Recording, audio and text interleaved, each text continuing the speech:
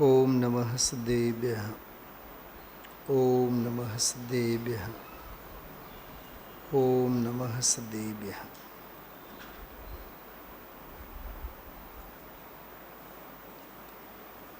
આતમ બને પરમાત્મા હો, શાંતિ સારે દેશ में है देशना सर्वोदय, महावीर के संदेश में, महावीर के संदेश में.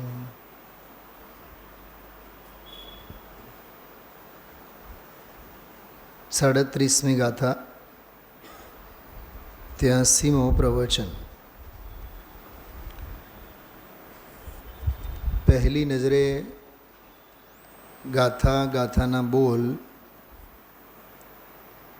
અતિશય સરળ અને એવું લાગે કે આમાં શું નીકળશે ગાથાની ટીકા એમાંથી.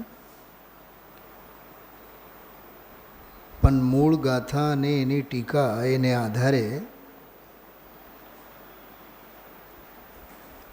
અદ્ભુત વૈરાગ્યના ઉદ્ગારો, સાધકની પરિણતિમાં ઉદયની પરિસ્થિતિમાં, ઉદયાધીન પરિસ્થિતિમાં મુકાયેલો સાધક નિજાનંદ ભાવે અને જ્ઞાન ભાવે પરિણમતો પરમ વિરક્ત ચિત્તને ધારણ કરતો નિર્મમત્વને કેવી રીતે સેવે છે એની વાત છે.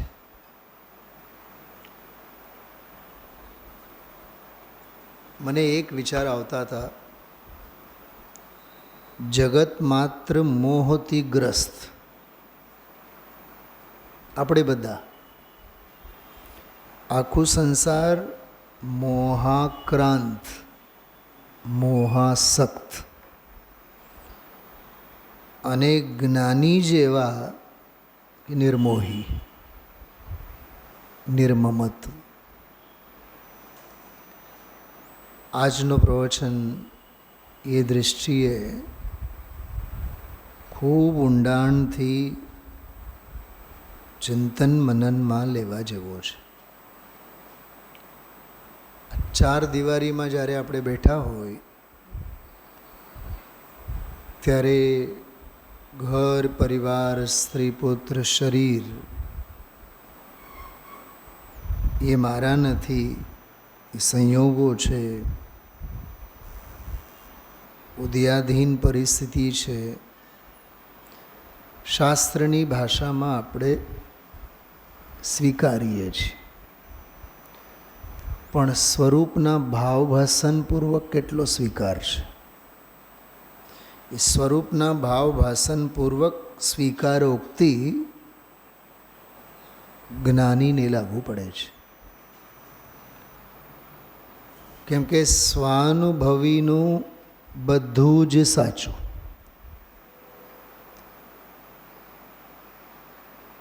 શું કીધું સમજાણું?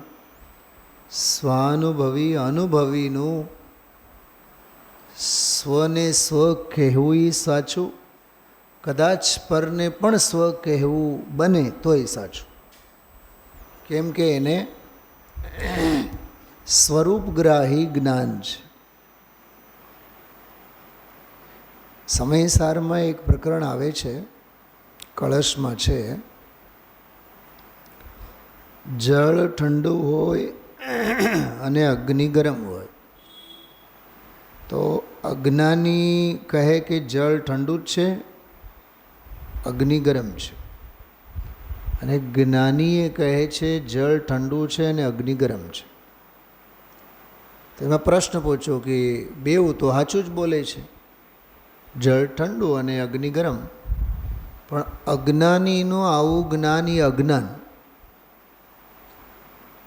અને જ્ઞાનીનું એ જ્ઞાન સાચું. અચ્છા, કદાચ એમ હોય કે જ્ઞાની એવો બોલતો હોય કે જળ ગરમ છે, જળ ગરમ છે એમ જ્ઞાની બોલતો હોય તોય એનું જ્ઞાન સાચું. સાહેબ શું છે એમાં કઈ કઈ રહસ્યની વાત છે?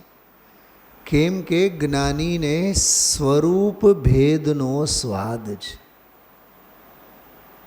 ઉષ્ણતા તે અગ્નિનો ધર્મ છે, શીતળતા તે જળનો ધર્મ છે.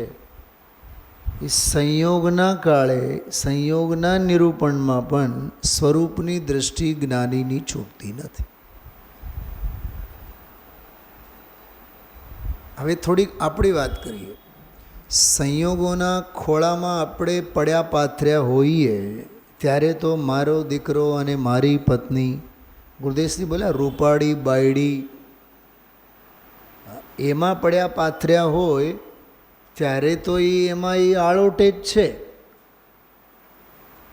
બાહુબળે આટલા પૈસા કમાવ્યા, દીકરો બહુ જ ડાયો નીકળ્યો, અમે તો પૈસાના સ્વાદે ન જ ચાખ્યા, એક ઓરડીમાં રહેતા રેકડી ચલાવતા, એને તો બહુ મોટી ફેક્ટરી કરી છે. હવે આ જે વખાણ થાય છે ને દીકરાના, કોઈ સારા ઘરની પુત્ર વધુ આવેલી હોય એને બધું જ સંભાળી લીધું છે, દીકરાનો ધંધોએ બધું સંભાળી લીધું છે. એવા અમીર ઘરની દીકરી છે, પણ બાપુજી કરચલીવાળા કપડાં તમે પહેરો નહીં ચાલે, હું તમને પ્રેસ કરીને આપીશ. જરાય એને માન નથી ને. બિંજલ છે ને, બિંજલ બહુ સરળ છે, કરોડપતિની દીકરી છે, પણ દાદાને અને દાદીને આમ એટલું બધું આમ રાખે ને સાચવે. હા, એ નાહવા ધોવા ગયા હોય તો એને માટે નેપકિન અને ટોવેલ અને બધું જ તૈયાર થાય ત્યાં સુધી તો ડાઇનિંગ ટેબલ ઉપર એનો ઉકાળો અને એનું દૂધ અને એપલ અને ફ્રૂટ ડીશ અને બહુ કાળજી લે છે. તારી આંખ ઉપર મોહની પટ્ટી બાંધી છે. એ પુત્ર વધુ નથી રાખતી, એ વડીલોના પુણ્ય રાખે છે. ત્યાં એ પુણ્યના પરમાણુઓ સેવા કરે છે. એ નિમિત્ત નૈમિતિક સંબંધ ભાવવાળો સંયોગ છે, એમાં કાંઈ દાળિયા નથી. એનું બધું પોસ્ટમોર્ટમ આજના પ્રવચનમાં છે.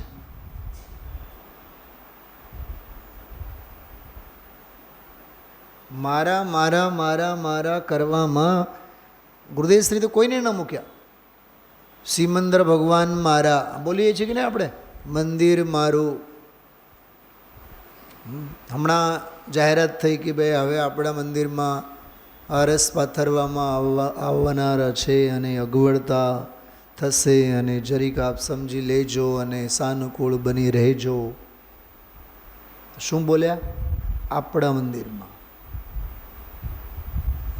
શાંતિનાથ ભગવાનને આપણે સ્થાપિત કર્યા હોય તો પંચબાલી હતી ભગવંતોની વેદી ઉપર એટલી મજા નહીં આવે જેટલી કે રત્નત્રયની વેદી ઉપર મજા આવે. ગ્રહિત નિત્યાત્વ છે. શાંતિનાથ જગતના છે, જગતના હોવા છતાં પણ એ પોતાના જીવના છે. અહીંયા આપણે લઈને બેઠા હોય અમારું મંદિર અને તારું મંદિર. શું ઇન્દ્રભાઈ? ઇન્દ્રભાઈ મને કહે સાહેબ બાહુબલી જોઈ આવ્યા? કે હા હા જોઈ આવ્યા. અચ્છા બાજુમાં ઓલું જંબુદ્વીપ બન્યું છે જોઈ આવ્યા? કે હા જોઈ આવ્યા. જંબુદ્વીપમાં દક્ષિણ દિશાના ભગવાન જોઈ આવ્યા? કે હા. એ જે દક્ષિણ દિશામાં જે ભગવાન વિરાજમાન છે ને એ અમારા ભગવાન છે. બધું જ મિટ્ટી પલિત થઈ ઇન્દ્રભાઈ. એટલે હજી વીતરાગીને પણ આપણે તારા અને મારાના ખાંચામાં જ મૂકેલા છીએ.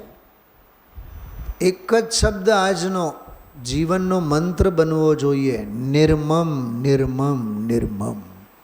બધેથી મમત વિના ના થાવ, બધે નિર્મમ ભાવે રહો, નિર્મમતા સેવો. કેમ કે મોહનો અંકુર પણ, મિથ્યાત્વનો અંશ પણ ઝેર છે. જ્યાં ત્યાં જે ખુરશી ઉપર બેસતા હોય એ ખુરશી પ્રત્યે પણ મારી ખુરશી, સહેજે એના પ્રત્યે મમતાના ફંગસ પેદા થાય. જે પંખાની નીચે બેસતા હોય એ જ પંખાની નીચે આપણને એવી મમતા થઈ ગઈ હોય 6-8 મહિના પછી બીજા પંખાની નીચે બેઠા હોય તો કંઈક ઓડ લાગે આપણને. છાતી ઉપર હાથ મૂકીને વિચાર કરજો. જેમ કે હું સૌથી આગળ બેસું છું, મોડા આગળ, અને કોઈક વાર સમજો કોઈ મહેમાનો આવીને બેઠા કે કોઈને કોઈ આવીને બેઠા ને મારે જો એકવાર ક્યાંક પાછળ બેસવું પડે, બીજે બેસવું પડે તો આખા કલાકમાં હોળી હળગે. હું એવડો મોટો વિદ્વાન, મને બેસવા માટે જગ્યા નથી. હવે મારા મોઢામાં આવી ગયો છે, ગામનું નામ લઈ લો છું. મુંબઈ બોરીવલી મારા મિત્ર અહીંયા હમણાં આવ્યા હતા, કલકત્તાના, હમણાં 4-5 દિવસ પહેલાં. તો બધી વાત થતી હતી. આમ વાત કરતાં કરતાં એણે એક ઘટના યાદ કરી. મને કે સુનિલભાઈ, તમે જે હંમેશા બોલતા આવ્યા છો દશલક્ષણ પરિસંપરોમાં જગ્યા કોઈની નહીં રાખો, રૂમાલો અને હાથ એ બધું, એ ત્યાંય એવું જ છે. બધું બોલી ગયા પછી કહે કે 100, 150, 200 બધી ખુરશીઓ ઉપર રૂમાલો મૂકેલી હોય, પર્સો મૂકેલી હોય. એ કહે કે અમે સૌથી પહેલાં પણ સ્વાધ્યાય માટે જઈએ ને ઇન્દ્રભાઈ, તોય અમારે ઊભા જ સ્વાધ્યાય સાંભળવાનો. ઓલી ખુરશીઓ ખાલી પડી રહેશે કલાક સુધી, પણ બેસવાનું નહીં. અને જો બેસવા જઈએ તો પાડોશવાળા તરત જ કહે કે નહીં, ઓલા ભાભી આવવાના છે ને ઓલા બેન આવવાના છે. અને કે મોઢા આગળની 4-5 ખુરશીઓ તો સત્તા પક્ષવાળા માટે અનામત હોય. એ આવે કે નહીં આવે, એ ખુરશી ત્યાંથી હલે નહીં.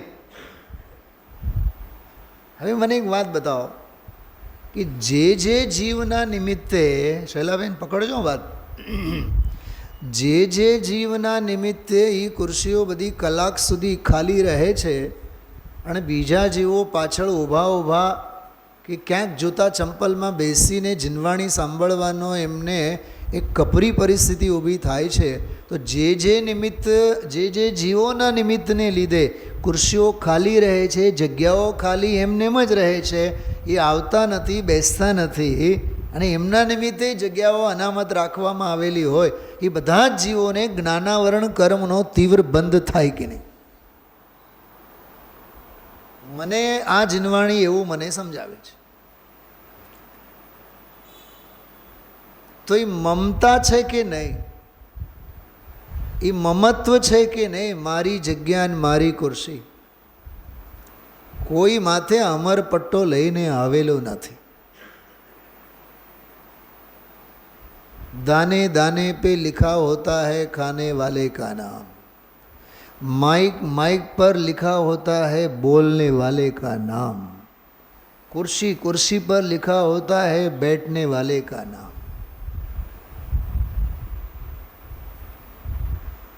આ મમત્વનો પાખંડ છે.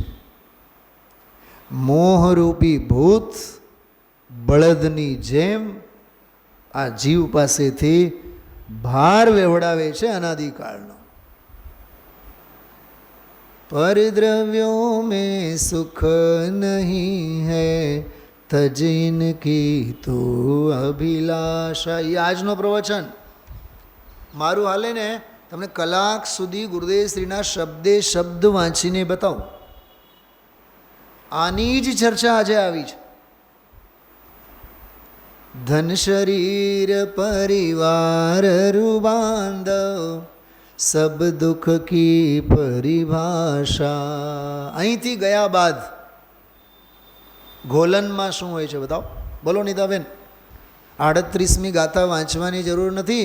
આ 37મી ગાથાના ઉંબરાને પણ આપણે ઓળંગવાની હજી લાયકાત નથી ધરાવતા. શું કીધું? 38મી ગાથા તો બહુ ઊંચી છે. એ તો 37 ગાથાઓનો સાર છે. શલાબેન, 38મી ગાથા તો 37 ગાથાઓનો આખો નિચોડ છે. મારો સુશાશ્વત એનો એ નિચોડ છે. એ નિચોડની વાત તો જવા દો. ગઈકાલે પણ આપણે બધા બાલમાંથી ખાલ કાઢ્યા હતા 36મી ગાથામાં. સમજાય છે? નથી મમ મોહ આદિ, મોહ મારો નથી, રાગ મારો નથી, દ્વેષ મારો નથી. એ તો ગઈકાલ રાત્રે તો બહુ જોરદાર વાત કરી છે.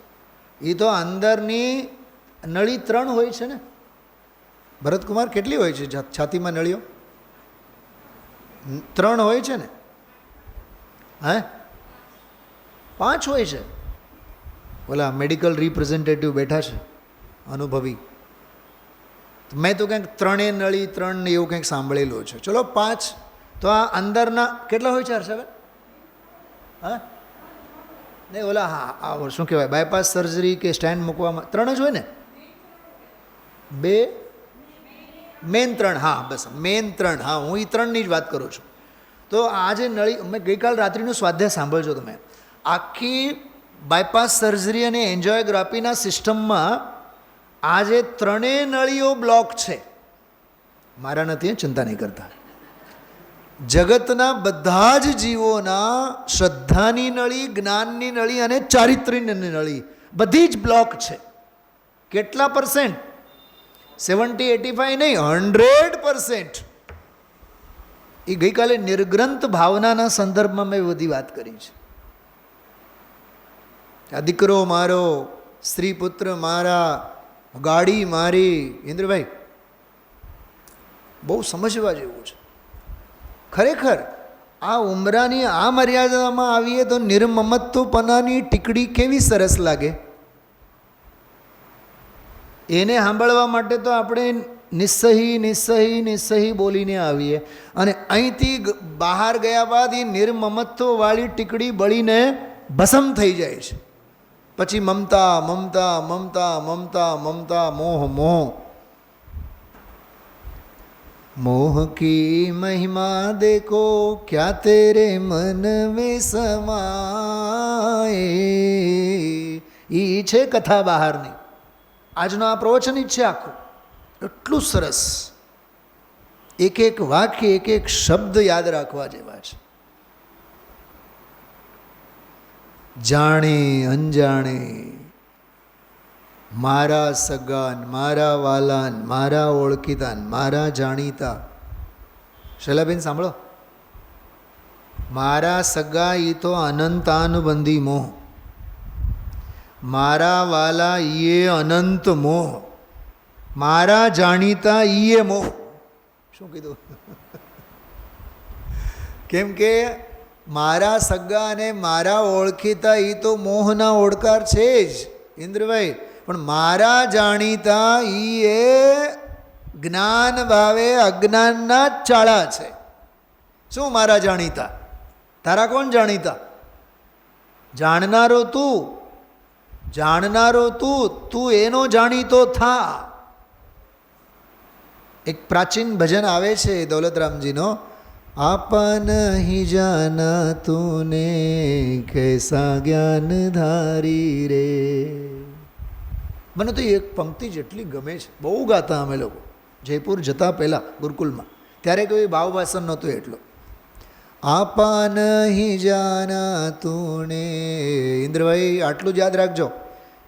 હજી જેટલા વર્ષ તમે મંદિરે આવશો અને સ્વાધ્યાય કરશો, આ મંત્ર યાદ રાખજો.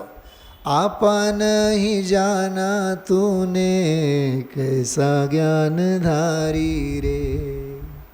જો પોતાને ન જાણ્યો તો આપણે કેવા જ્ઞાનધારી. જાતને જાણે તે જ્ઞાની, કજાતને જાણે તે અજ્ઞાન. જાતને જાણે તે જૈન, કજાતને જાણે તે અજૈન. એ દ્રવ્ય ક્ષેત્ર કાળ ભાવ ચતુષ્ટયવાળા બેઠકવાળા બહેનો સમજાય છે? લખ્યું મેં હમણાં જે લખ્યું, હમણાં જે કીધું લખ્યું ગૌતમ બુદ્ધવાળાને. હવે શું છું, 4 વાક્યો લખીને બતાવો ઝડપથી. મેં જે હમણાં કીધા હું થોડુંક વિસામ બોલું, ફરીથી નહીં બોલું. વકીલ સાહેબ આવી ચોરી કરે, ગુરુદેવ શ્રીનો શબ્દ છે કજાત. થોડુંક છે ને આજનું પ્રવચન જે હતો એ પ્રવચન સમયસારમાંનો પુણ્યપાપ અધિકાર અને નાટક સમયસારમાંનો પુણ્યપાપ અધિકાર. એ પુણ્યપાપ અધિકારમાં જે ફ્લેવર આવે છે ને, ટોન જે છે એ ટોનમાં હતો. સ્વરૂપ ભેદ, સ્વાદ ભેદ, કારણ ભેદ. સમજાણું? શું ખ્યાલમાં આવ્યું? પુણ્યપાપ અધિકારમાં એક પ્રકરણ આવે છે, શ્રાવક એમ કહે છે આમને તો કંઈ બેવમાં એકતા નથી લાગતી. પુણ્ય તો સ્વાદ તો મીઠો છે, સ્વર્ગાદિક પાપનો સ્વાદ તો નરકાદિક દુઃખનો છે. દયા, દાન, વ્રત, પૂજા વગેરે એ પુણ્યના કારણ છે. હિંસા, જોટું, ચોરી, કુશીલ પરિગ્રહ વગેરે પાપના કારણ છે. શુભ ભાવે પુણ્ય બંધાય, અશુભ ભાવે પાપ બંધાય. અને પુણ્યનો ઉદય હોય તો સાતા વળે, પાપનો ઉદય હોય તો અસાતા વળે. તો અમને તો સ્વરૂપ ભેદ, કારણ ભેદ, સ્વાદ ભેદ, ફળ ભેદ. ફળ ભેદ, સ્વરૂપ ભેદ, કારણ ભેદ, સ્વાદ ભેદ અને ફળ ભેદ. સમજાય છે? બતાવો તમને થોડુંક નાટક સમયસારનો સ્વાધ્યાય કરશો ઘરે જઈને. મને એક વાત બતાવો, હું પૂછતો નથી બીજે દિવસે, હું કોઈ દિવસ બહુ હૃદયથી આવું કહું છું તો ઘરે જઈને તમારામાંથી કેટલા લોકો જુએ છે ગ્રંથો?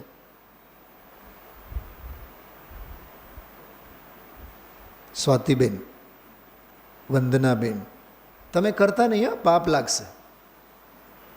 રાજેશ્રીબેન, તમે તો કરતા નહીં, કેમ કે રસોઈના રાની એમાંથી નવરા થઈ ન થાય ને. નિર્મલાબેન, થોડુંક કાઢો બહાર એને રસોડામાંથી. જે દિવસે અહીંયા સ્વાધ્યાયમાં કોઈ એવો ઉલ્લેખ કરવામાં આવે ને તો થોડુંક ઘરે જઈને તસદી લેવાય. હું તમને બતાવું, જો પ્રથમા આપણે પુણ્યપાપ અધિકારમાં એ પ્રકરણ છે. થોડુંક 2-5 મિનિટ પછી આ ગાથાનો આનંદ લેશું આપણે. શું કીધું? સ્વરૂપ ભેદ, બોલો, કારણ ભેદ, બરાબર, સ્વાદ ભેદ, ફળ ભેદ. એવું આમાં શિષ્ય બોલે છે. જો સાંભળો, 2-3 કાવ્યો છે, હું સંભળાવું છું તમને. જૈસે કહો ચંડાલી જુગલ પુત્ર જનેતીની. ચંડાલિનીના 2 જુગલિયા પુત્રો થયા. એક દિયો બાંબન કે એક ઘર રાખ્યો હે. એક એમાંથી દત્તક ગયો, ક્યાં? બામનને ત્યાં. બીજો ઘરને ઘરે રહ્યો. બામન કહાયો, જે બ્રાહ્મણ કહાયો, તીની મધ્યમાંસ ત્યાગ દીનો. બ્રાહ્મણના નામે જે ઓળખીતો થયો એને તો મધ્ય માંસ મધુનો ત્યાગ કર્યો. ચંડાલ કહાયો, તીની મધ્યમાંસ ચાખ્યો હે. જે ચંડાલની ઘરે રહ્યો એ તો દિનના રાત બધું જ ખાધા કરે, પીધા કરે. તે સે એક વેદની. હવે સિદ્ધાંત, ચંડાલનીનો દાખલો પૂરો થઈ ગયો. તે સે એક વેદની, વેદનીય કર્મ. કર્મ કે જુગલ પુત્ર, એના 2 પુત્રો. એક પાપ એક પુણ્ય, નામ ભિન્ન વાક્યો હે. વેદનીયના 2 સંતાનો, એક પુણ્ય ને બીજો પાપ. દુહુમાહી દોડધૂપ. જો બેઉમાં દોડધૂપ. દો કર્મ બંધરૂપ. બંને કર્મ બંધરૂપ છે. યાતે જ્ઞાનવંત નહીં કો અભિલાખ્યો હે. માટે જ્ઞાની બેઉમાંથી કોઈને પણ ચાહતા નથી. હવે શિષ્ય બોલે છે. કો શિષ્ય કહે ગુરુ પાહી, પાપ પુણ્ય દો સમ નાહી. બેઉ એક સરખા થોડાક હોય. કારણ રસ સ્વભાવ ફલ ન્યારે હે. કીધા હતા ને શબ્દો તમને? મને અવધિ જ્ઞાન છે ખબર? આ શાસ્ત્ર ખોલ્યા વિના કીધું હતું તમને. થોડોક અભ્યાસ કરવો જોઈએ. સ્વાધ્યાય થોડોક નહીં, 24 કલાકમાં 240 કલાકનો સ્વાધ્યાય કરો તો આ બધું મગજમાં ઉતરે. ઇન્દ્રભાઈ, કલાકથી કાંઈ નહીં થાય. ગુરુદેવ શ્રી શું કહેતા? 2-4 કલાક તો સ્વાધ્યાય કરવો જોઈએ. અને પોતે કેટલા કલાક કરતા? બોલો, 12-15 કલાક કરતા ને? તો પૂછો ગુરુદેવ શ્રીને, તમે પોતે તો 12-15 કલાક, એટલે જાણે કે મોક્ષે તમને જ જવાની ઉતાવળ, અને અમારા માટે ચપટી ભરી ચોખા 2-4 કલાક. કાં અમે પણ 12-15 કલાક કરીએ તો ગુરુદેવ સ્વર્ગમાંથી આશીર્વચન આપે છે, ધન્ય છે તે બેટા, તને મેં 2-4 કલાક કીધા અને તું 12-15 કલાક કરે છે. થોડું કયું ઘણું કરીને જાણજો એમ. કારણ રસ સ્વભાવ ફલ ન્યારે, એક અનિષ્ટ લગે એક પ્યારે. એક અનિષ્ટ લાગે છે, ગમતું નથી, અને એક ઇષ્ટ લાગે છે.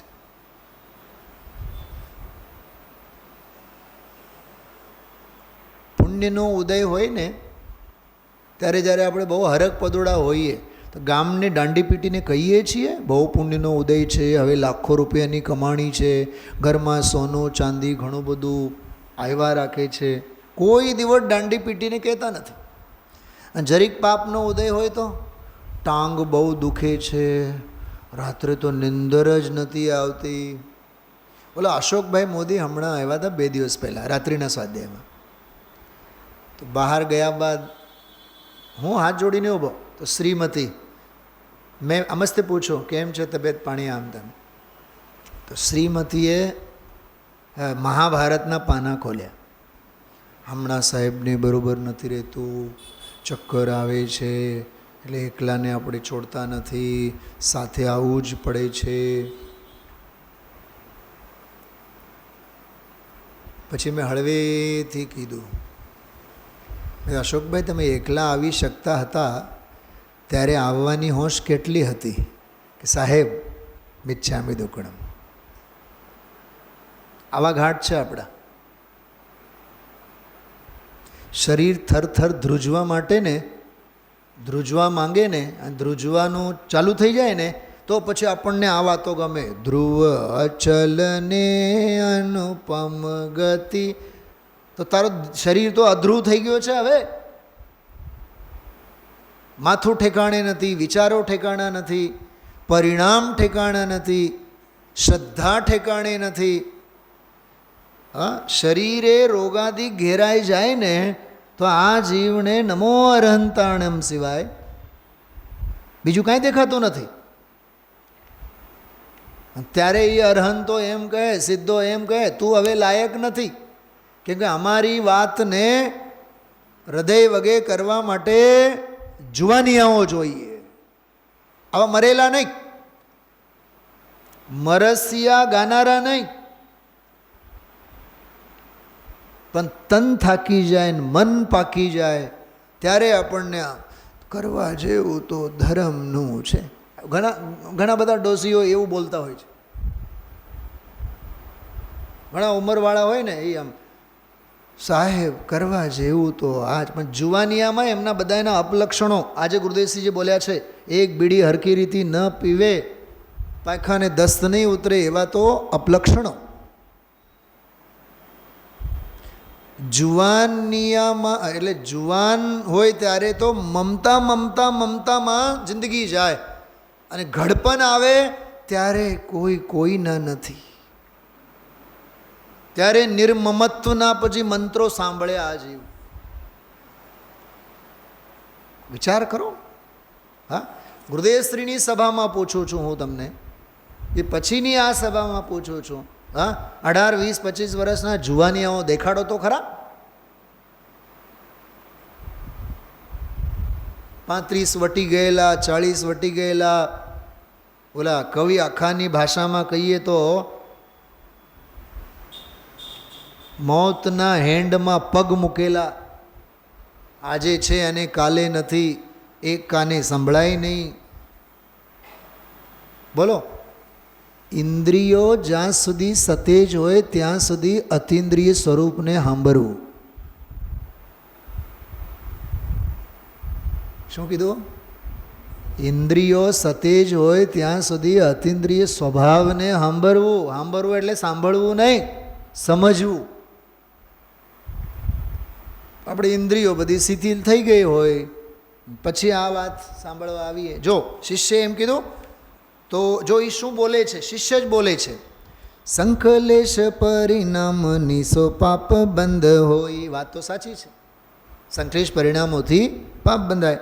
વિશુદ્ધ સો પુણ્ય બંધ હેતુ ભેદ માનીએ. આ હેતુ ભેદ.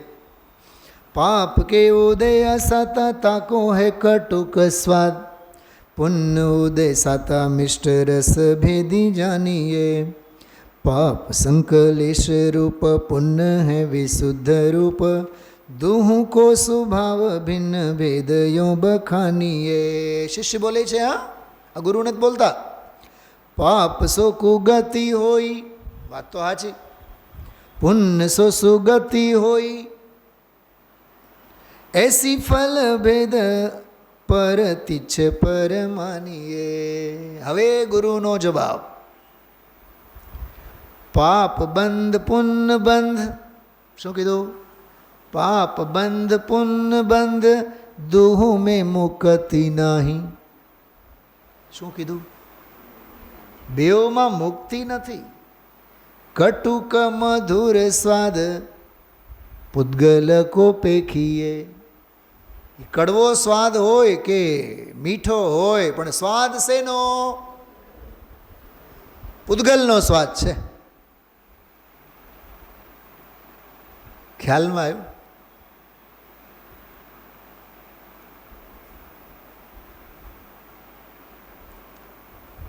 હમણાં શિખરજીમાં 2-3 દિવસથી સુમત પ્રકાશજીના, પંડિતજીના અવર્ણવાદ ઉપર બહુ સરસ સ્વાધ્યાય ચાલે છે. મને સૌભાગ્ય બપોરે સમય હોય છે એટલે હું બપોરે રાત્રે 2 વખત એક વાર તો ચોક્કસ પણ એ સ્વાધ્યાય સાંભળું છું. એક બહુ સરસ વાત આવી. અવર્ણવાદ એટલે શું? વાદ એટલે તો માથાકૂટ,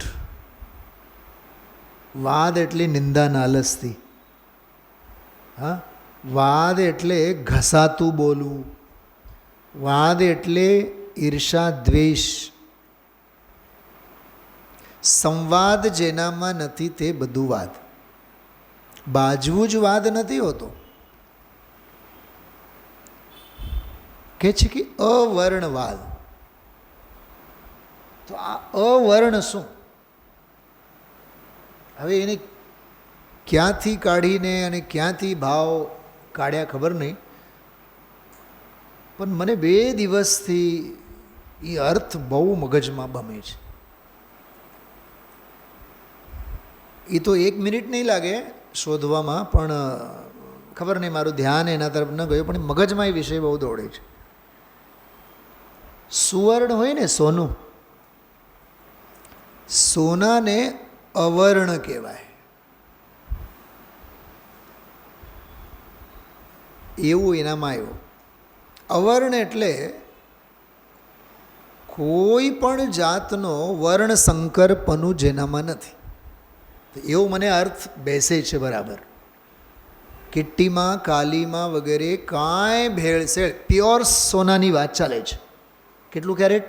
22 કેરેટ, 24 કેરેટ, 24 કેરેટ જે સોનાના બિસ્કીટ હોય, સમજો, એ તો પ્યોર જ હોય ને. 24 કેરેટ સમજો, 100 ટંચ સોનું એમ કહો. તો એમાં વર્ણ સંકર નથી,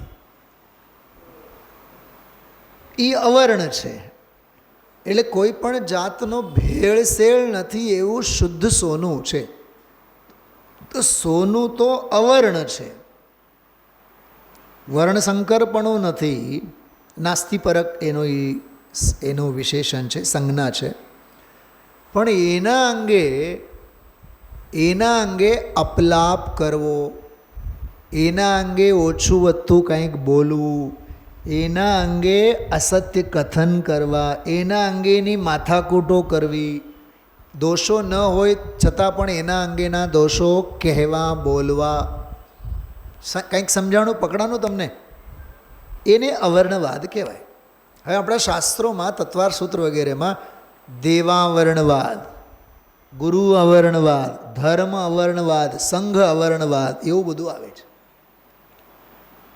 તો એક બહુ માર્મિક વાત એમણે કરી કે તત્વાર સૂત્રમાં જે દેવાવર્ણવાદો એ જે લખેલ છે કે દેવોનો અવર્ણવાદ, ગુરુનો અવર્ણવાદ, શાસ્ત્રનો અવર્ણવાદ, ધર્મનો અવર્ણવાદ, જે પણ સંઘનો અવર્ણવાદ, એ બધું થોડુંક શ્વેતાંબર મતની માન્યતાના ખંડનમાં લખેલ છે. દેવાવર્ણવાદ કેવો કે કેવડી ભગવાન દેવ છે, કૌલાહાર એમને ન હોય, પણ કૌલાહાર એમને હોય છે, કે સ્ત્રી પર્યાયમાંથી મોક્ષ થાય છે, કે કેવડી થયા બાદ પણ તેમને આહાર હોય છે, રોગો હોય છે, અથવા માના ગર્ભમાં એ આવ્યા બાદ પછી એના ગર્ભમાંથી, એ સ્ત્રીના ગર્ભમાંથી ગર્ભ કાઢીને બીજી સ્ત્રીમાં મૂકવામાં આવે, પછી ત્યાં બાળક ઉછરે અને પછી એનો જન્મ થાય. આ શ્વેતાંબરોમાં આવી તો માન્યતા છે. સ્ત્રી પર્યાયમાંથી મોક્ષ છે, જેમ કે મલ્લીનાથ ભગવાન અંગે. આ બધું દેવ અવર્ણવાદ છે. તો એને એક બહુ સરસ વાત કરી સુમતજીભાઈ સાહેબે, બહુ મને આનંદ આવ્યો. તો શું આવું માનનારા જ દેવાવર્ણવાદ એટલે દેવો પ્રત્યે અવર્ણવાદ એમનો જ અવર્ણવાદ છે? એ અવર્ણવાદવાળો દોષ માત્ર શ્વેતાંબરોને જ લાગે? આપણને કોઈને અવર્ણવાદનો દોષ લાગતો જ નથી. ચલો, આપણે નથી માનતા કે મલ્લીનાથને સ્ત્રી છે કે રોગ છે કે કૌલાહાર છે, સ્ત્રી પર્યાયમાંથી મોક્ષ છે, આવું આપણે નથી માનતા. પણ મહાવીર ભગવાનની પૂજા કરવાથી છોકરાને નોકરી લાગશે, પારસનાથ ભગવાનની પૂજા કરવાથી જીવનમાંના વિઘ્નો દૂર થશે, શાંતિનાથ ભગવાનની પૂજા કરવાથી દેહમાંની અશાંતિ દૂર થશે. બોલો, મોઢા ઉપર હમણાં ફોડકા બહુ ઉઠ્યા છે. કોક એમ ડોશીએ કીધું કે આ શીતળા થયા છે, તો મારે શું કરવાનું કે શીતલનાથ ભગવાનની આરાધના કરો. બતાવો, 24 તો ઈ ને ઈ છે, માનનારા આપણે છીએ, પણ માન્યતાનો એંગલ કેવો છે? તો અવર્ણવાદ થાય છે કે નહીં? આપણને લાગે કે નહીં દોષ?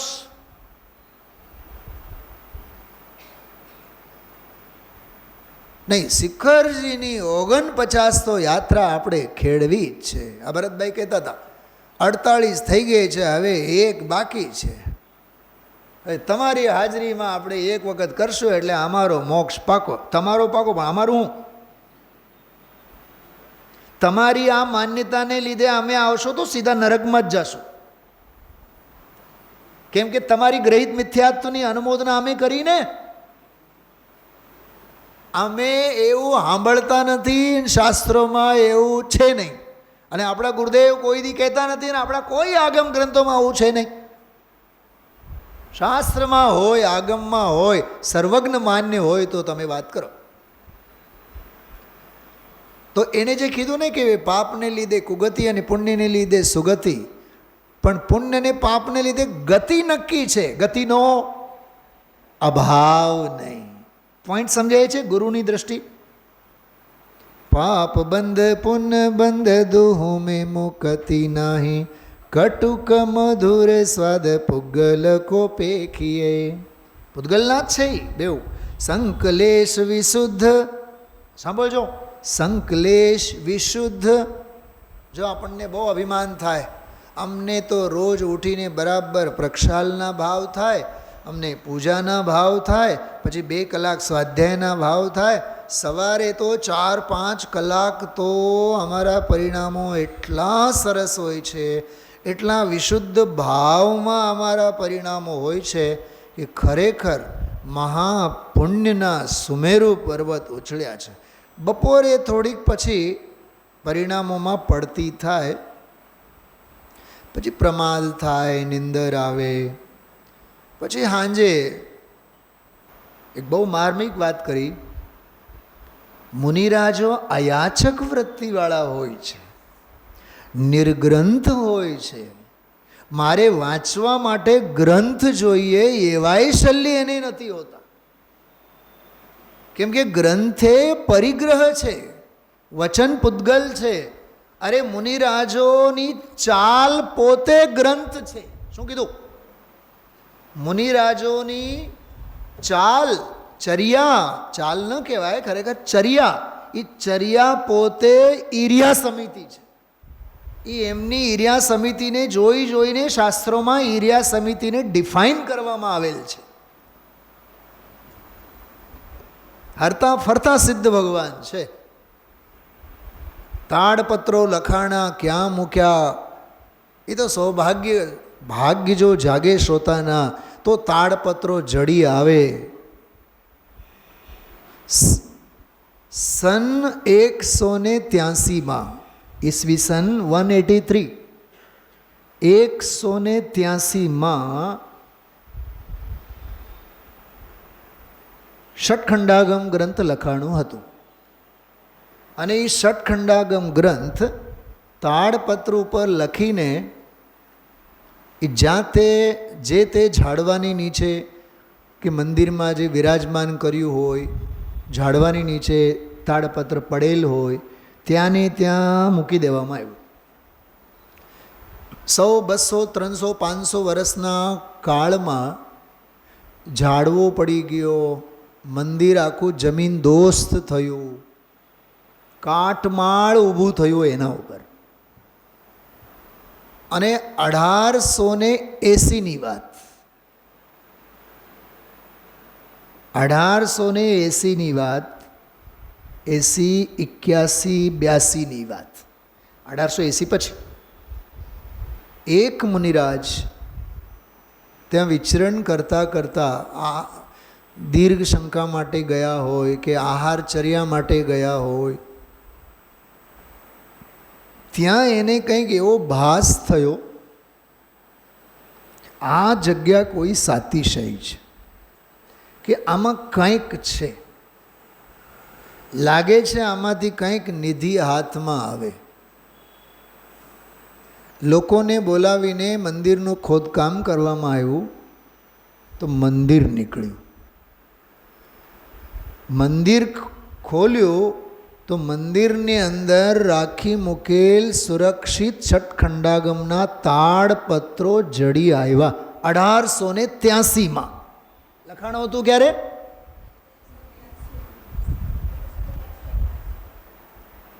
183 સનમાં લખેલો, 1883 મળી આવ્યો. કેટલા વર્ષ? 183. 1883માંથી 183 કાઢો એટલે 1883 વર્ષ, એટલે 1700 વર્ષ. તો 1700 વર્ષ ષટખંડાગમ ગ્રંથ તાડપત્ર પર લખેલો એમ નેમ ત્યાં મંદિરમાં જે જગ્યાએ જમીનમાં તો એ ત્યાં ને ત્યાં દાટેલો હતો. 1700 વર્ષ કોને કહેવાય?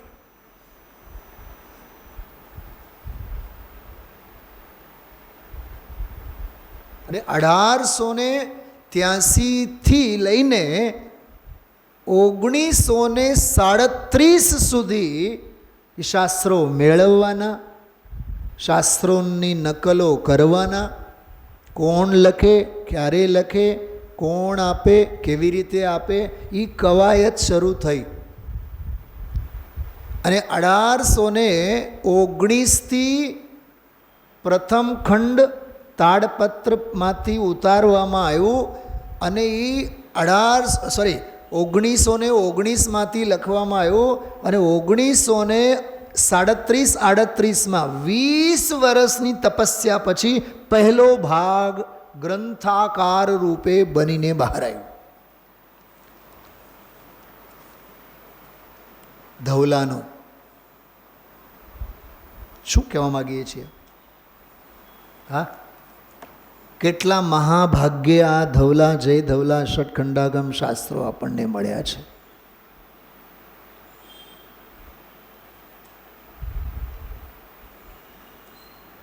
સતનું મળવું, મળેલ સતની કદર જો ન કરીએ તો ખબર અષ્ટપાહુડમાં લખેલું છે, તે હોંતી લલ્લુ મોહા. એ લૂલા અને લંગડા થાય. લૂલા એટલે ખબર શું? જીભ નહીં મળે. જીભ નહીં મળે એટલે પહેલી ઇન્દ્રિયનું નામ બતાવો. 5 ઇન્દ્રિયો છે ને, પહેલી ઇન્દ્રિયનું નામ બતાવો. સ્પર્શેન્દ્રિય. બીજી ઇન્દ્રિયનું નામ બતાવો. રસનેન્દ્રિય. એનો અર્થ રસનેન્દ્રિય પણ નહીં થાય. અને ક્રમ તો એમ જ છે ને. પછી ઘ્રાણેન્દ્રિય મળે, પછી ચક્ષુરેન્દ્રિય મળે, પછી કર્ણેન્દ્રિય મળે. એટલે જીવ નિયમથી એકેન્દ્રિયમાં જાય.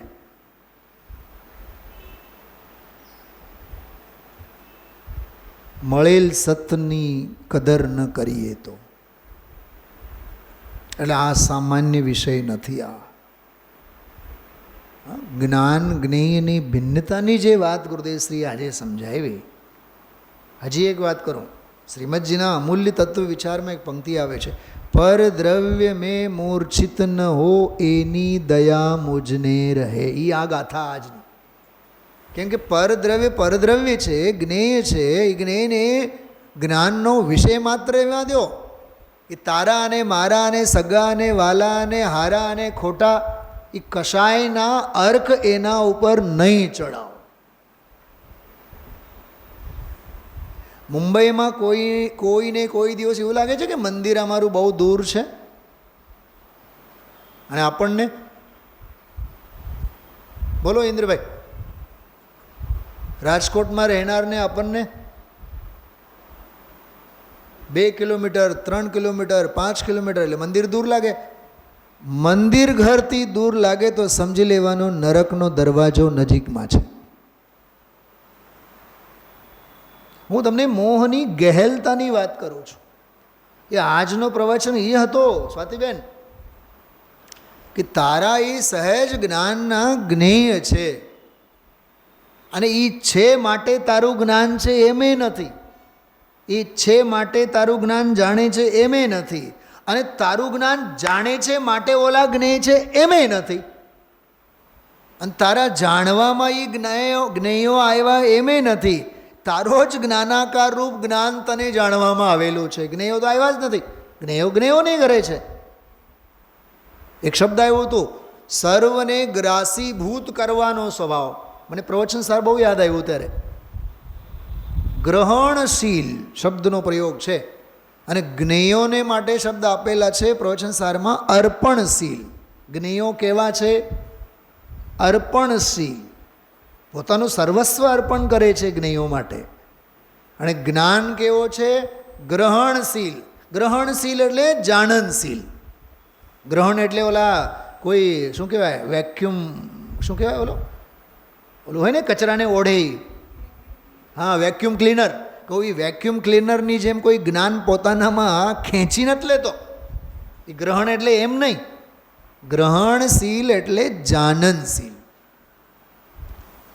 અને બોલો અર્પણશીલ એટલે પોતાનું પ્રમેયત્વ છે એટલે કોઈના કોઈ જ્ઞાનના જ્ઞેય તો એ બને જ છે. અરીસો મૂકો. અરીસો ગ્રહણશીલ સ્વભાવે છે અને અરીસામાં જેટલા જે બધા દેખાય છે તે બધા અર્પણશીલ છે. મંદિરમાં પ્રતિમા તો એક હોય, બેઉ બાજુમાં કાચ મૂકો. આ કાચમાં જુઓ તો સેંકડો દેખાય, આ કાચમાં જુઓ તો સેંકડો દેખાય. તો આ કાચનું આમાં, આ કાચનું આમાં, એમાં ને એમાં, એમાં ને એમાં, એમાં ને એમાં, એમાં ને એમાં. મને તો એનો આશ્ચર્ય મગજમાં નથી બેસતું. ઘણા વ્યવસ્થાપકો તો એ કાચને પછી આમ જરા ક્રોસમાં મૂકે. આમ નહીં મૂકે સીધા, આમ જરી ક્રોસમાં. એટલે ભગવાનના દર્શન કરનારને બરાબર ઓ ભગવાન ભગવાન ભગવાન ભગવાન ભગવાન ભગવાન. અને આહા શું ભગવાન, કેટલા ભગવાન દેખાય છે. ભગવાન એક જ છે. અહમ એકો ખલુ શુદ્ધો. તને જે હરક પદુડાપણું થાય છે ને, ઘણા ભગવાન ઘણા ભગવાન, ભગવાન ઘણા છે જ નહીં. જૈન દર્શનમાં ભગવાન ઘણા હોતા નથી, ભગવાન તો એક જ છે. પાઠશાળામાં તો એવું આવે છે કે ભગવાન અનંત હોય છે. એ બાળ બુદ્ધિ એ બરોબર. જ્ઞાત તે તો તે જ છે. ખ્યાલમાં આવ્યું? હા.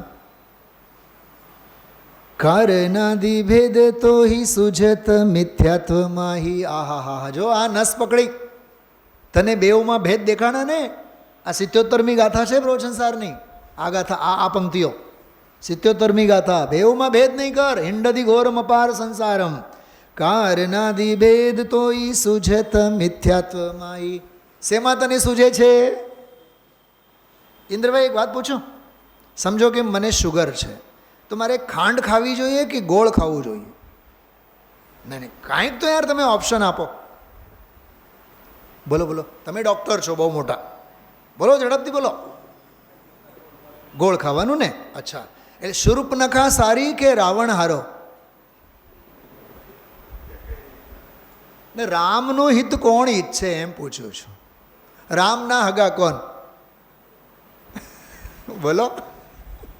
ઘણા મૂર્ખાઓ એમ કહેતા હોય છે, ઘણા ડૉક્ટરો પણ. એ ડૉક્ટર, અરે એ એની જ બેનપણી છે, એ એની જ અગી છે.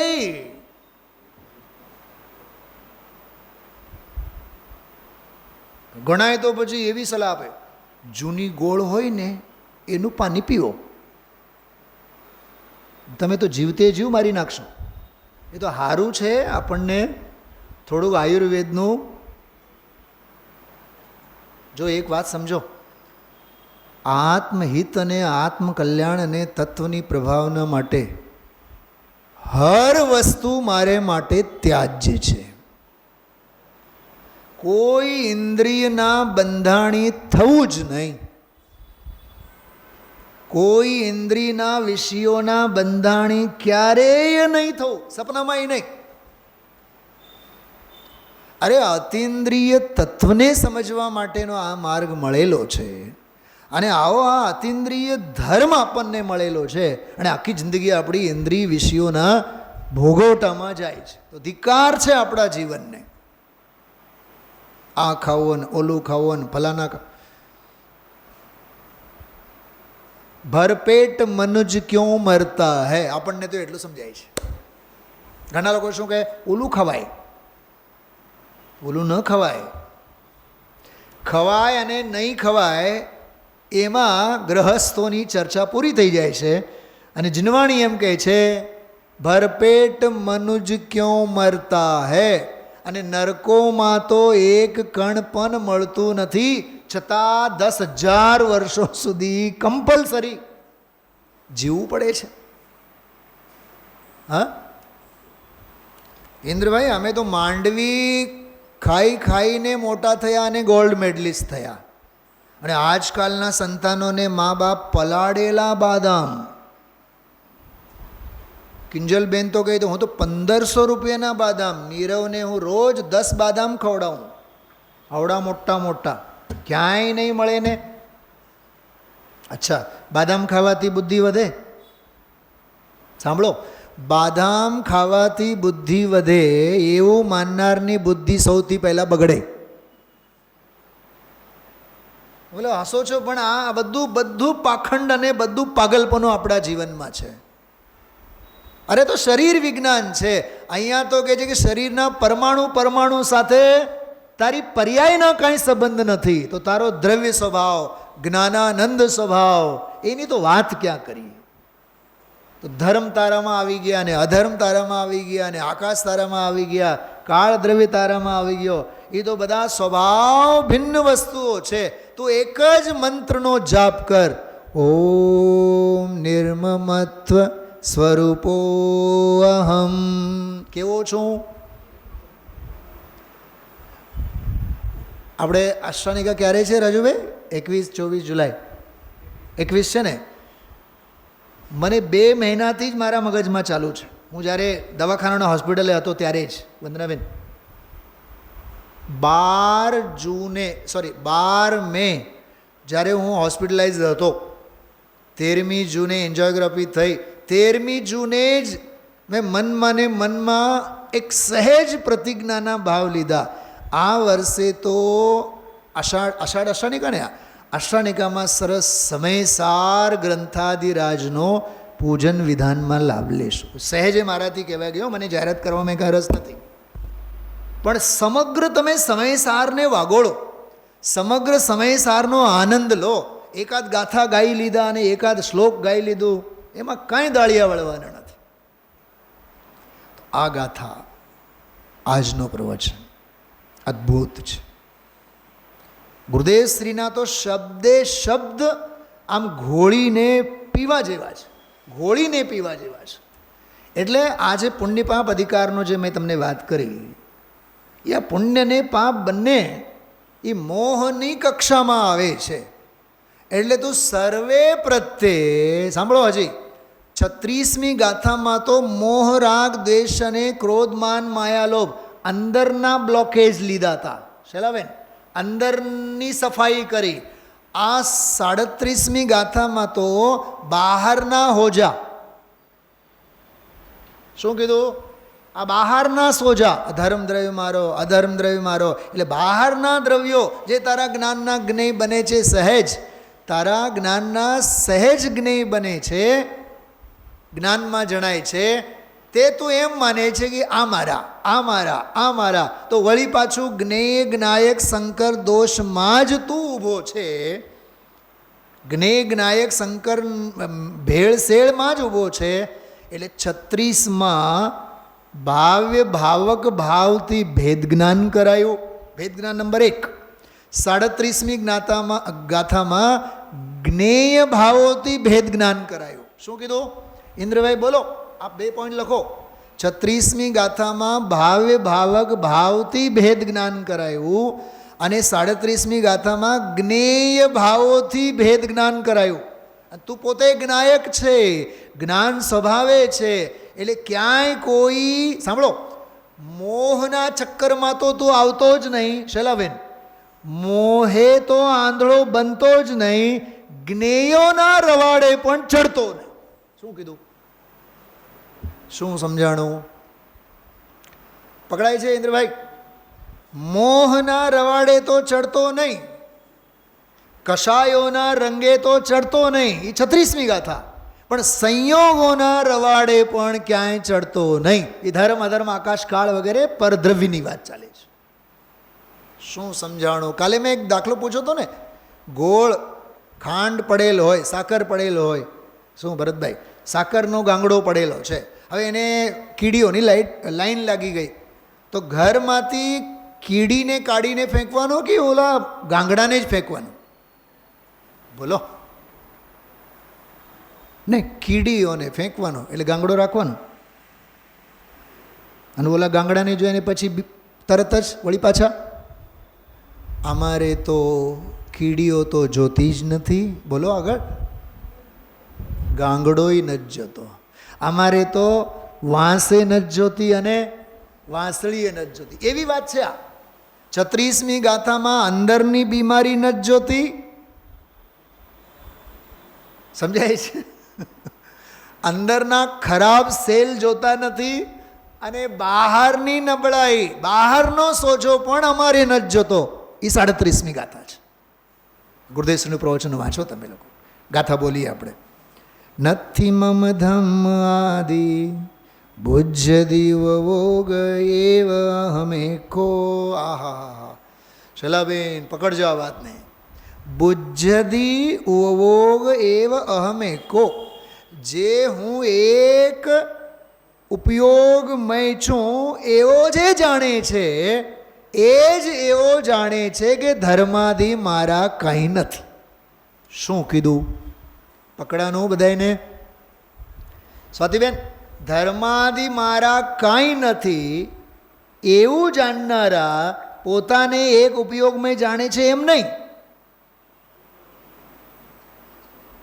પોતાને એક ઉપયોગમાં જાણનારો જ ખરેખર ધર્માદિ મારા કાંઈ નથી એમ જાણે છે. એટલે અસ્થિમાં નાસ્તિની વાત છે. નથી મમ ધમ્મ આદિ બોજ્ય દેવ ગયેવ અહમેકો તમ ધમ્મણિમ મમ તમ વા ધર્મ પ્રત્યે નિર્મમત. અમારા ભારીલ સાહેબ બહુ બહુ બહુ મસ્ત અર્થ કરતા. વાત સાચી છે. આ પંચમ કાળમાં જીવો બધા ધર્મ પ્રત્યે નિર્મમત્વ જ છે. કેમ કે આચાર્ય કીધું છે તું ધર્મ પ્રત્યે કેવો થા. કેટલા વર્ષ 40 વર્ષ પહેલાં મેં સાંભળેલી વાત છે. આવું જ દેખાય છે.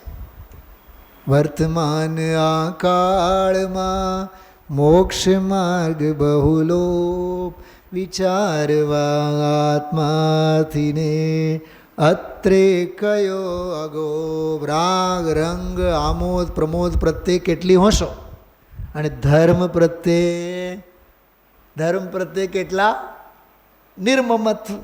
કોઈ મમતા નહીં, કોઈ લાગણી નહીં.